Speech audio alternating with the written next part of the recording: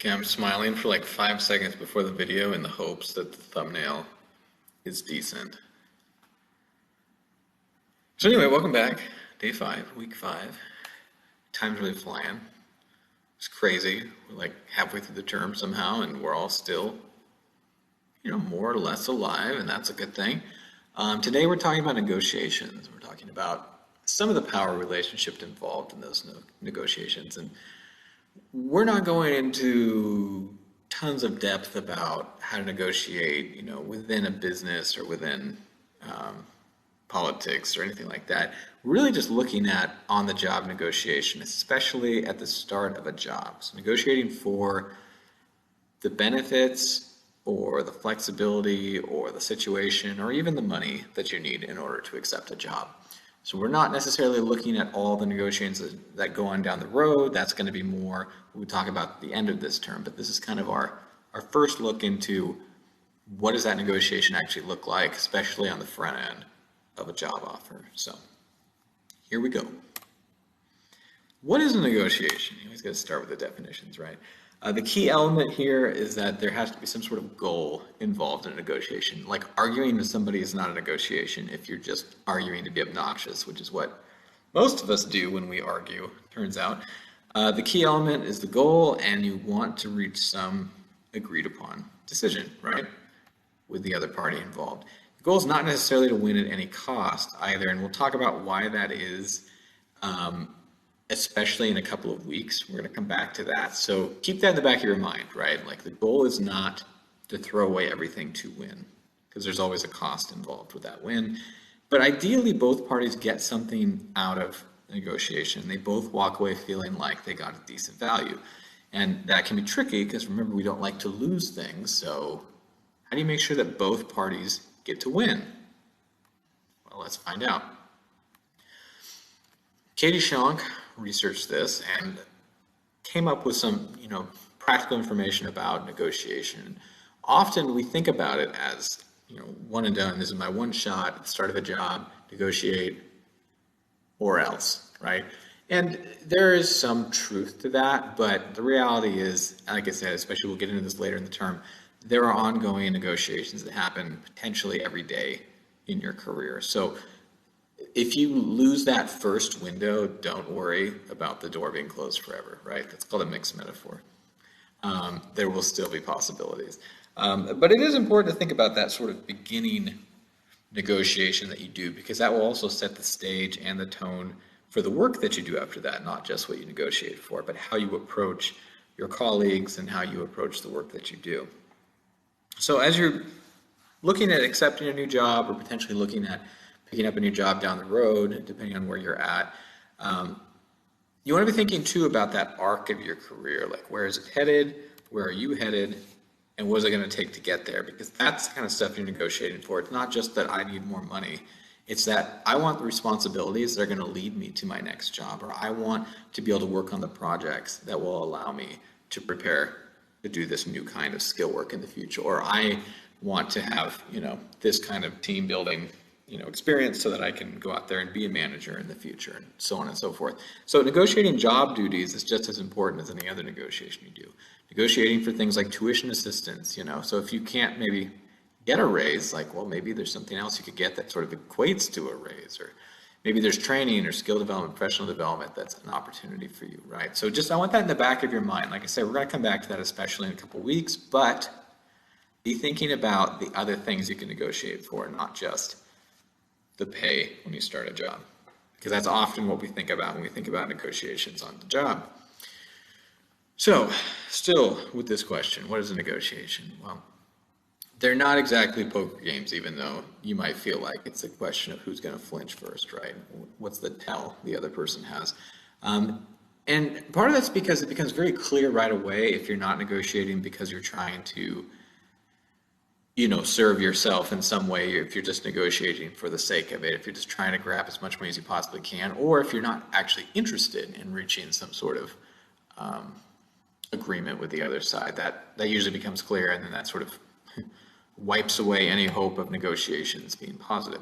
Bad faith is when you make the appearance of negotiating toward agreement, but you actually have no intention whatsoever of compromising. And Again, this is something that you see in politics all the time, where you'll look at, usually in Congress, you'll see, one group that says we want to do this, and the other group says, oh, we can't do that because of impossibility. And it's like, it's clear they just don't want to reach an agreement, and so they'll just act like it's not worth it. Or they'll negotiate with such absolutely insane demands that the other side clearly says, all right, forget it, right? That's bad faith. And unfortunately, there's a lot of that in our society. But setting that aside for now, what makes for a good offer? Well, a good offer is an offer that you'll accept, right?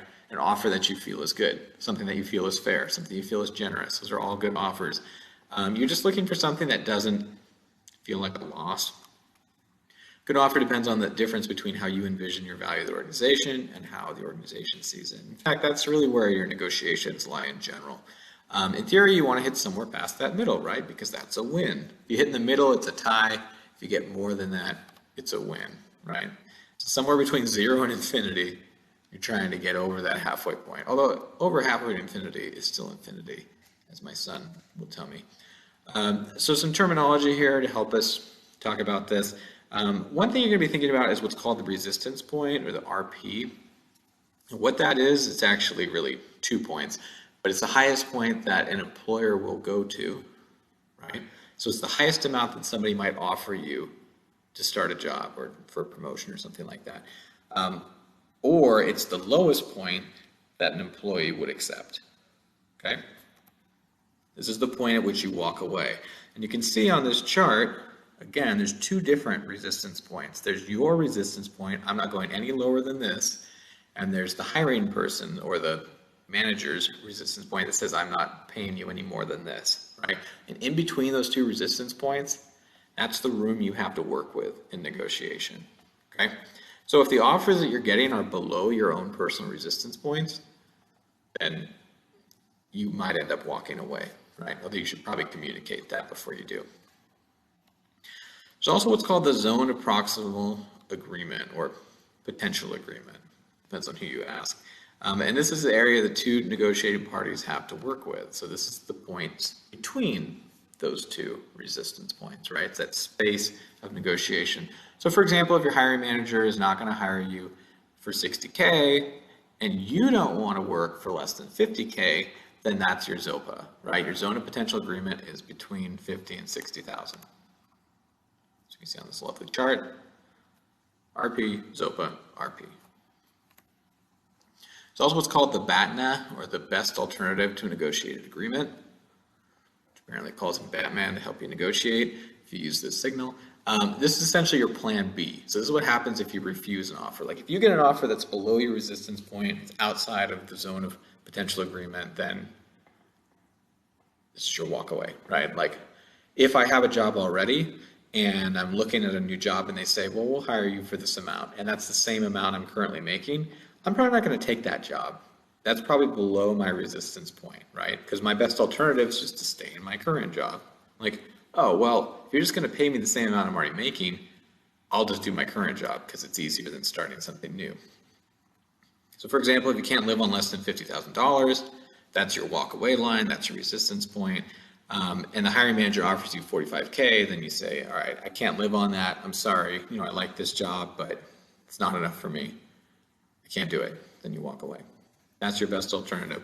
And it's hard to have a best alternative if you only have one offer, because like, what am I going to do? Sit at home? Yes, you are, right? I mean, we talked about that a couple weeks ago, that like, typically if you get one job offer, you should probably take it. But there are a lot of good reasons not to take a job offer, even if it's your only one. Okay. Now, you don't want to go overboard with that, especially in this economy. It's just don't do something that's going to be detrimental to your future in order to solve a problem in the present, right? Like don't mortgage the future to save the present. There's also something called the aspiration point. Okay, so this is different than the resistance point. It's not the point at which you walk away.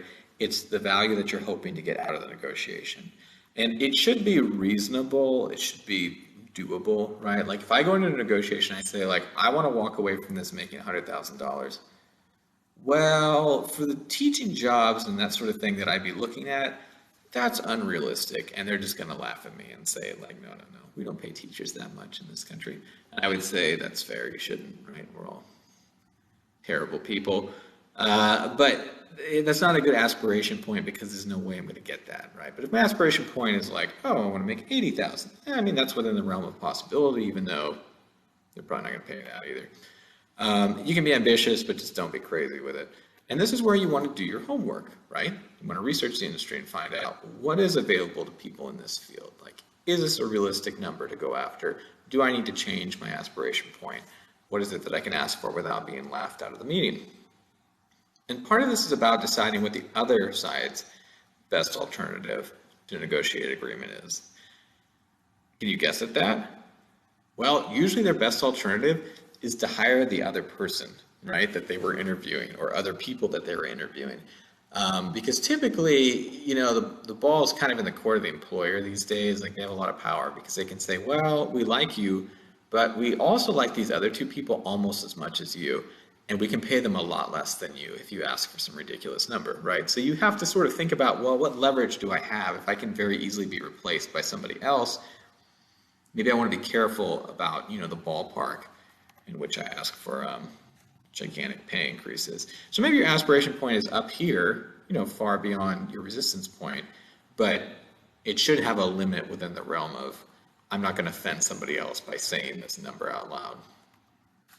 So you're going to end up playing the game, you're negotiating, you're trying to win something. But it's not at the expense of everybody else. There should be a potential win for both of you, ideally. And so you're thinking about that too. You're trying to balance the needs of the other person with yourself. That's not just because you're trying to get what you want. It's also because you're going to be working with this person or working for this person for the foreseeable future. And if you start off your relationship by being overly aggressive and argumentative just for the sake of it, that's going to make an impression, right?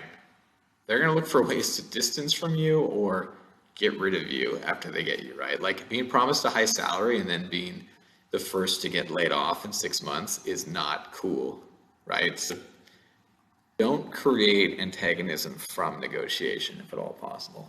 And one way to sort of avoid that is to know not just your own balance system or your own value system, but also the other person's value system. Like, what is it that they're looking for? And knowing what point you need to walk away. If you don't have a resistance point in mind, that's a problem, because in theory you'd accept anything, right? But knowing, like, what the alternative is, keep job searching for another 3 months. Okay, if this job is going to cost me more than it's worth, then yeah, that alternative, going back to the drawing board and just applying to more jobs for 3 months, is actually better, as much as it sounds awful. Okay, that's also why you want to be careful about falling in love with a position, and this is for several reasons. Because sometimes you'll see a position posted and it looks incredible, and you're just like, this is what I was born to do. Everything in here screams me. I have to get this job. And sometimes people communicate that in their interviews. I was on a hiring committee last year for a new instructor, and most of the candidates were pretty solid. You could see them doing a lot of good work, even if they weren't perfectly suited to this job. And usually they know that. They're like, oh, I'm just kind of, I'm interested, I'm looking around. You can kind of tell, like, oh, they wouldn't mind it, but they're not, hanging on this life or death. And one person said, though, like, I think I found my people. Like, I think I belong here.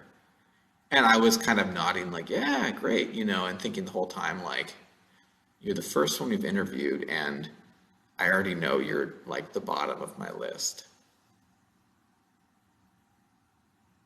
So, yeah. So don't fall in love with the position because you might not get it. But also because you might be willing to work for less than you should, right? If you get an offer and you're like, I so want to work for Nike. And Nike says, cool, we'll give you an unpaid internship. And you say, okay, can you afford that? I couldn't. So be careful about that. Know that walking away from Nike is not the worst thing you could do. Like, starving to death is probably worse than that. So know what your personal resistance point is. Knowing that means you're not going to risk agreeing to something worse than your walkaway point. So let's get some examples here. What's a bad offer? Well, if you're interested in Reddit, there's a community called R Choosing Beggars, which is really wonderful. Although at this point I've seen so many, you get kind of numb to them. But basically, people's examples, usually from real life, I don't think they're all made up, of either trying to sell something or buy something or negotiate for some services or trade something or whatever. And this is a community full of people who not only negotiate poorly, but also just don't understand the value of anything and are incredibly short-sighted and would completely shoot themselves in the foot if they ever had a real job. So, for example, this person over here is posting a sofa bed for sale for 30 pounds. This must be in Britain, right? And the person on the other end asks, oh, is this available still? He says, hello, I'm late to pick up my daughter. I need to know now. And then the person selling writes, Jesus, man, I'm sorry. It's been like 5 minutes. Yes, it's available. And the other person says, I was late picking up my daughter because of you. I demand a reduction in the price, or I'm not taking it. It's a really strong arm negotiating. And then the guy says, I guess you won't take it then. Tell your daughter, I'm sorry, you're her dad, right? So sick burn at the end, but you get the idea, right? Just because people are aggressive doesn't mean that they are persuasive, okay? Negotiating aggressively is, honestly, it's typically a stupid idea unless you really do hold all the power. And most people doing that do not hold all the power. This person says, oh, I'm searching for a photographer for my wedding. Here are my requirements, okay? Must be willing to do job for free. They left out the do, okay? Working for free, that sounds great. Must have at least 8 years of experience. Wow, I worked for 8 years to be able to work for free for you. That's worth it. Must be at the wedding all the time. No breaks. Okay, no bathroom breaks, I guess. Bring your own food and drinks. Wow, it's a wedding and I have to bring like a peanut butter jelly sandwich after 8 years of toiling at my craft so that I can work for you for free. Not a good negotiation, right? And finally, this one over here. Can I get a 15K loan? I'll pay you back next week. Person writes, I don't carry that much in my personal account. This person says, what about 5K? Now, that's immediately a problem, right? That's like saying, okay, I need a raise, boss. How about a $10,000 raise? And they say no, and you say, what about a $2,000 raise? It's like, it's clear you're just trying to get money, because if you can't justify why you're willing to take these various different levels of money, that's kind of a sign that you have no real backing to your argument, right? But anyway, this person goes on. The guy says, okay, well, I'll give you 500. It's the max I can give you. This person says, just use your company account. This person says, my business is separate, from my personal. And this person says, are your business partners more important or a close friend? The person says, I'm not replying anymore, right? Which is good. If you get a negotiation where they're so far away from your resistance point, it's better just to close that negotiation off. I remember selling my calculator after I took Math 251 my first term as a freshman at Oregon State, and I was stupid, and I took the honors section because I was cocky, arrogant, and an idiot. And it was like the hardest class I've ever taken in my life.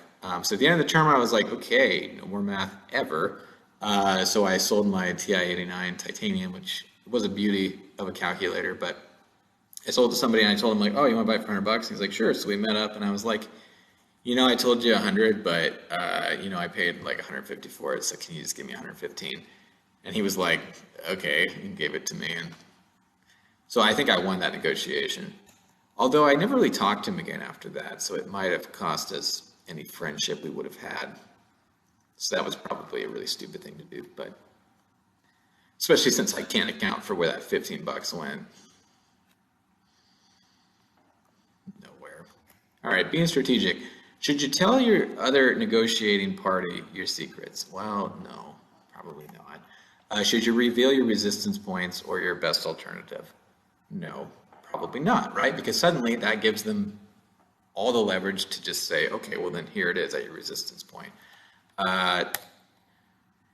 Once you do that, you've pretty much given up the negotiation. So you got to play things a little bit close to the chest or the vest. I guess it's the vest, right? Cards. But nobody wears vests anymore, so you might as well say chest. Okay, I messed up. Big deal. Being strategic. You may reveal your RP or your BATNA if you have a great best alternative already lined up and you actually want to legitimately see if they can offer something better. So this is like saying, going in and being like, well, okay, I know you're offering $50,000 on this job, but I already have an offer in hand for $60,000, but I'm really interested in your company. Is there any way you could match that?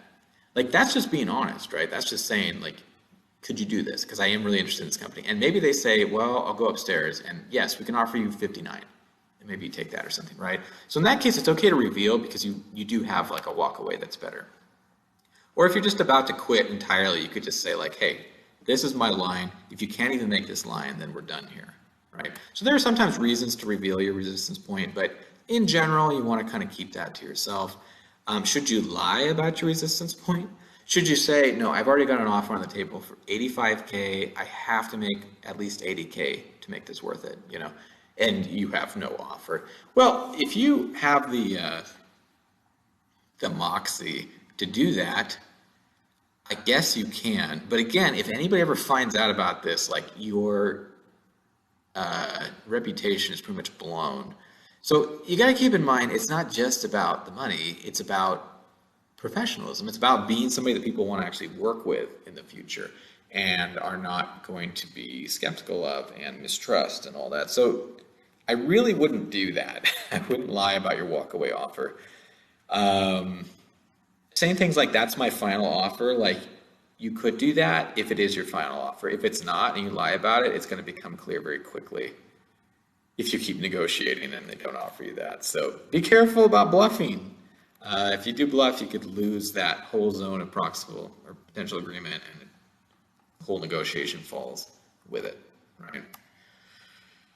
Risking your own faith as a good faith negotiator is probably not worth it, because companies and institutions exist in a closed sphere. Like what happens at one company will eventually get around to other companies in that sector, right? Like who works here and here and here and here, especially if you work for one of those players like Google, you know, like you work in Silicon Valley, like it's pretty easy to get blackballed if you screw over one of them badly enough. So don't do that, right? Don't do anything stupid.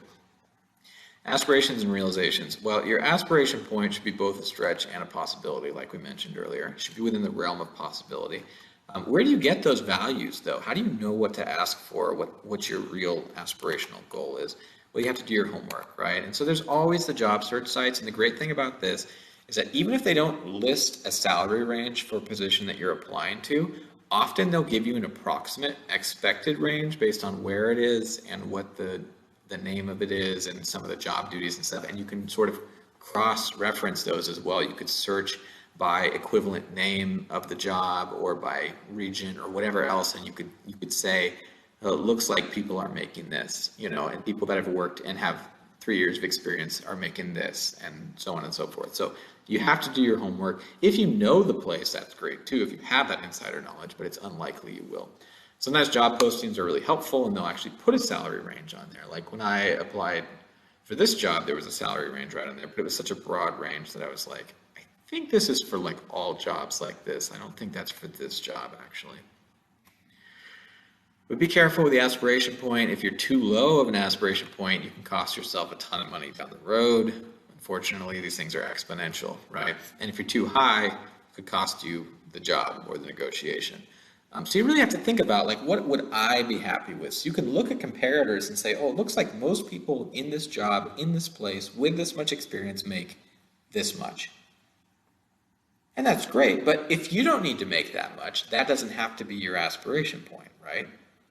Like maybe you're okay making less than that because there's other factors about the job that really seem enticing to you. So it's not just about what other people make, it's really about what you want to make and what they make, right?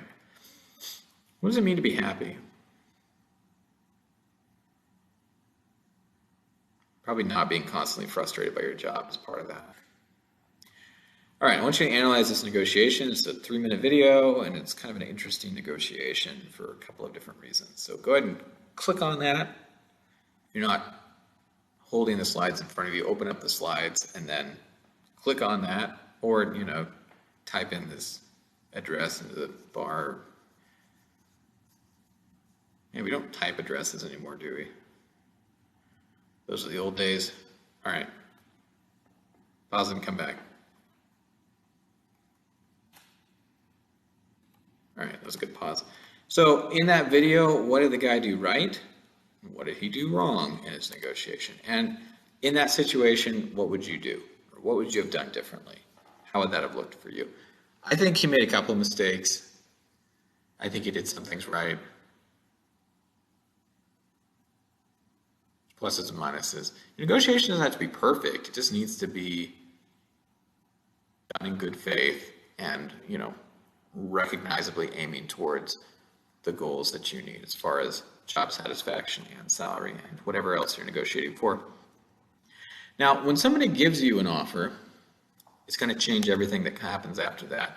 If they ask you to go first and say, oh, well, how much do you want to make or how much are you looking to make?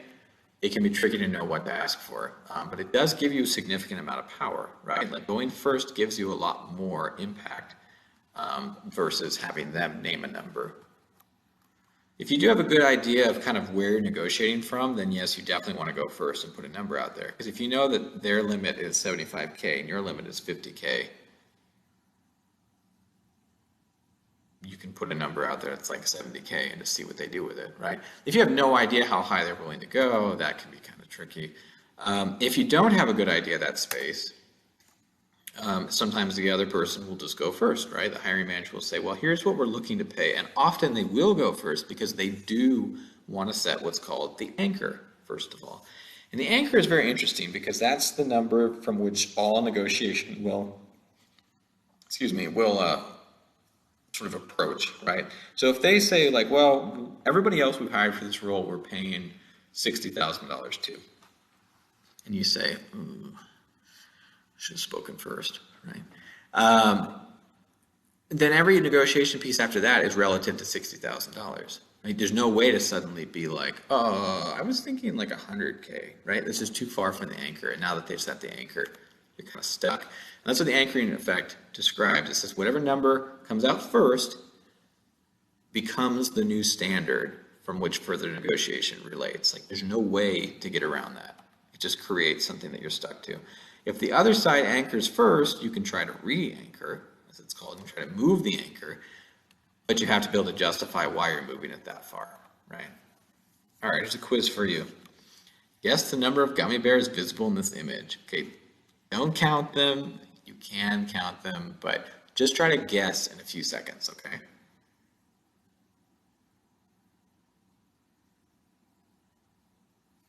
All right, I've got my guess. Hopefully you have yours. Say it to yourself right now. Okay, change of plans. There's more than 125 gummies in this photo. Okay, so once again, don't count them, but just look again and guess. How many do you think are here?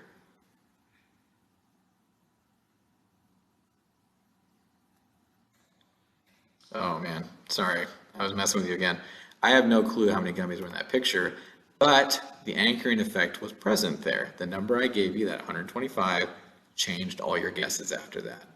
So your guesses were probably lower than that initially, and then I said 125 or more are in there, and then you suddenly were probably like, oh, 140, I guess, or whatever it was. But what's interesting is that number would influence you even if it was an absurd number, right? So 125 in this case didn't seem like that far off of what was actually visible in the picture, I feel like. But if I had put like, there's more than 10 in that picture, then you suddenly would have been like, oh yeah, I guess there's like 80. You wouldn't have gone as high, but because I said 125, you went up to 130, 140, 150 or something like that. We're influenced by these anchors whether or not they have anything to do with the information that comes after them. And that's kind of crazy, right? Because if somebody's negotiating with you at a job and they say like, well, we want to pay you 25K, it's like, it's pretty hard for you to just stand up and say, I'm out, right? Or no, try 125K or whatever it is you're going to do, because the anchor is there. And even though it's perhaps insultingly low, depending on what kind of job you're applying for, it's still going to impact what you asked for. Because after 25K, I'll be like, well, what about 40K? And before I was going to ask for 80, suddenly I'm down to 40, right?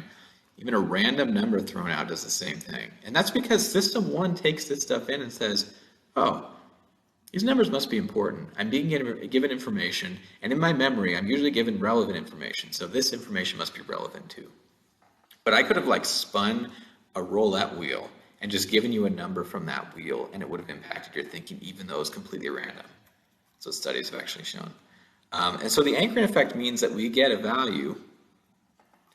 Doesn't matter where it comes from, doesn't matter if it's completely random, it'll influence everything that we do after that.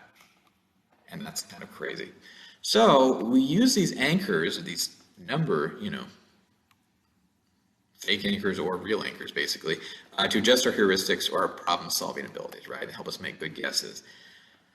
We do this in other ways too. Like if you had to estimate how tall a building is, you'd probably, use something like the height of each individual story to guess at it, right? You'd be like, well, I think stories are probably like 8 to 10 feet, and it looks like there's about 20 stories, so it's probably about 200 feet or something like that, right? We use anchors all the time, and usually they're actually really helpful for us. So the problem is we use them the same way, whether or not they're really applicable or they're completely random. Like, for example, if you were asked to guess about where all your classmates grew up, you'd probably use your common location as an anchoring point, like OSU, even though a lot of you have probably, born all over the world, all different places, maybe you've never been to campus in your entire life, like that's still the only reference point we have, right? And so it would help you with some of the guesses, and it would be absurdly wrong for many of the other guesses. If I asked you to guess when George Washington was born, you could use an anchor you already know, like, oh, American Revolution was fought 1776, or that's when the independence was declared, or whatever. And George Washington was already like, 30s by then or something, so he was probably born in like 1740 or whatever. I don't know if that's true, but that anchor helped me get closer to it than if I just guessed like 1530, right? Or something like that. So that methodology, it's kind of like guess and check. It's anchoring and adjust, will actually help you solve problems, but it can hurt your negotiations, unfortunately. So the anchoring effect is not just something that happens, it's actually quantifiable, right? So if you take it to mean an anchoring effect of 0% means I'm not at all influenced by an anchor, and you take 100% to mean I am completely unequivocally influenced by the anchor, well, it turns out the anchoring index, it lives at about the midpoint there. It's about 55%. So if we get an anchor, it shifts our guessing by that much, like halfway, right? Our guess moves halfway according to where the anchor shows up. That's a lot, and that could be a lot of money lost on the bargaining table, right? That could be a huge shift. Fortunately, you can work to limit the anchoring effect. A couple of researchers found that people who actually shook their heads when they heard an anchor were able to move further away from it. People who nodded actually moved closer to an anchor. Now, that might be tricky in an interview. You hear their offer and you're just like, no, right? Like that might not go over so well. But if you're on the phone, if you're getting this offer read to you over the phone, you could shake your head, right? You could say, If it's over Zoom, you could just be like, 1 moment, please. Like shake your head off screen, right? It actually can help you get further away. System 1 hears something and it tries to make it true. It says $50,000. Yeah, okay, that sounds fair. I'm agreeing with it. Even though System 2 is like, wait, what? What are you doing? And System 2 takes effort, right? And if you're already tired, you're already stressed out from the interview, you don't want to be a negotiator, you're kind of a shy person, you're an introvert, you're just like, I don't want to be here. Yes, I'll take the offer, right? Like System 2 is already worn out, you're more likely to go follow the anchor. So somebody throws you a bone, a bad deal basically, and you say, yes, I'll take it just to get out of the situation. That's not good for your negotiations, right? So you got to plan ahead for that. Plan to feel exhausted. So eat something, get some sleep, be hydrated before going into a negotiation. And if you can't physically shake your head and like scream at the negotiator, you can still get away from a bad anchor by forcibly telling your system to think the opposite, right? Think about your aspiration point. Tell yourself that aspiration point in your head, or write it down on a notepad as you're sitting there, in negotiation. $80,000. I actually did that when I was negotiating. I wrote down the number that I wanted as I was listening to the other number so that I would read off the number correctly because I didn't trust myself either. I knew I was going to agree to something bad. So 1 minute negotiation practice. Go find somebody who's next to you or in your home or in society, or just talk to yourself if you prefer. Partner up with somebody. Each of you takes on a role. One of you is a manager and one of you is an applicant. You've got a position that's paying anywhere between $1 and $9, so it's a very valuable job. You should probably take it.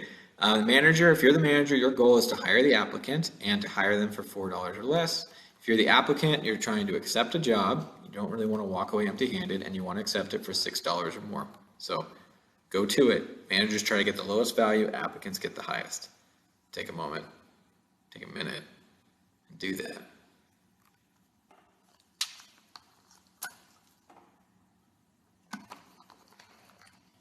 Do a little stretch. Okay. All right. Welcome back. Um, what were the results? Did you get what you needed? Did you get what you wanted? What was your RP? A lot of it has to do with power, right? Who's holding the power here? Who is in charge of this negotiation? Power appears in many different forms, especially on the job. It can have to do with the qualities you bring with you, like strength is like obvious power, right? System one sees strength as power because it represents danger, right? Somebody who's really like bulky, 7 feet tall, you're like, okay, I gotta watch that guy, right? The way people take up space, like looking like this, actually gives you more power, right? It's like what chimps do or orangutans. They just walk around with their giant, crazy arms, and you're like, they're so freaking strong. They're just like demonstrating it. They'll just rip you apart. I don't even understand orangutans. They're insane. Experience, right? I got a little gray hair because I've been on this job for 50 years, right? That can give you some power. I don't have gray hair, do I? I hope. Education sometimes gives you power, not in my case. Identification, like feeling like somebody else, right? You look like me, gives you power. Behavior and attitudes also give you power, like having a sense of humor actually gives you power. You can sort of poke holes in people's seriousness. Being neutral actually helps. Like people who get all like about everything, like they don't look strong. They look like they're scared, right? But if you can sit there and just be like, that's an interesting offer, but I can't take it, I'm sorry. Like that gives you more power than being openly demonstrative. If you're open in general, you can have power if you look like you're an accepting person, if you empathize with people, right? Being flexible gives you power. Being like, no, I can't do that, but I can do this, gives you power, right?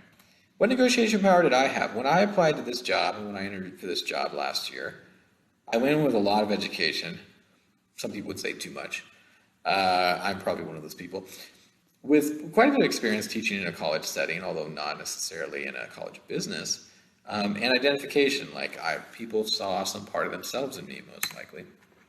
I feel like I have a sense of humor. I feel like that probably helped me as well. You might disagree, and you'd be wrong, right?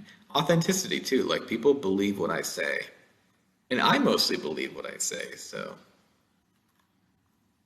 maybe it's the truth. Who knows, right?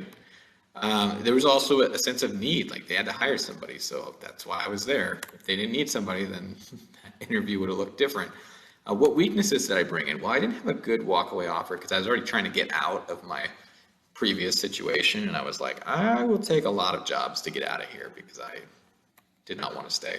I also had a limited time frame of window. I wanted to get hired before fall term started because academic hiring is really centered around the summertime, and if you go beyond that, positions dry up pretty fast, and then you got to wait for the next cycle. And I did not want to try to survive another year at my previous institution.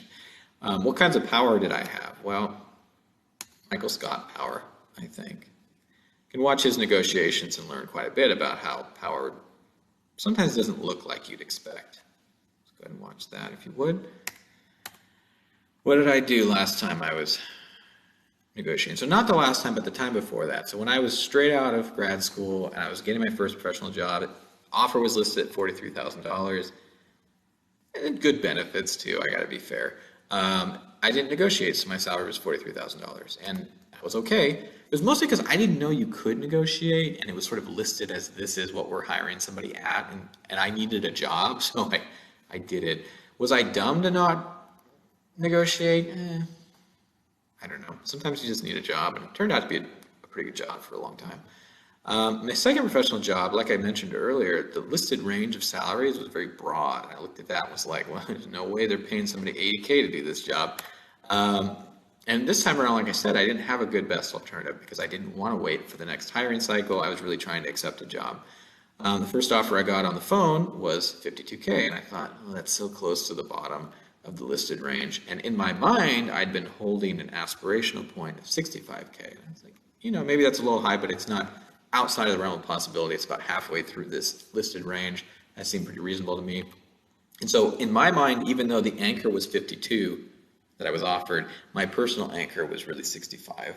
And so I leaned into that, right? And I wrote down on my notepad, like, this is what I need, 65. And so I, even though my real resistance point was 52K, I was really leaning on that 65 to anchor myself.